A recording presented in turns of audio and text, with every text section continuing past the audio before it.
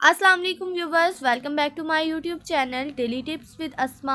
आज के इस वीडियो में हम आपको बताएंगे ज़मरद नाम का मतलब क्या है।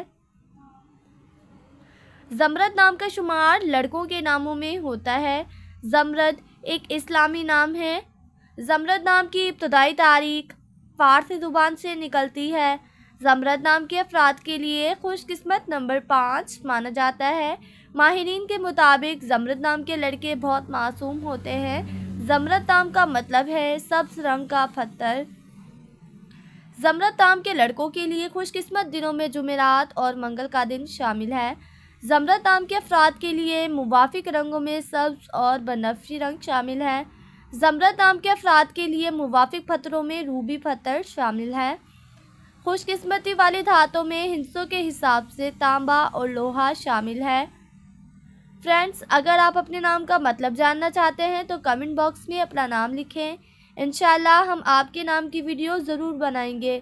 Thanks for watching. अल्लाह हाफिज़।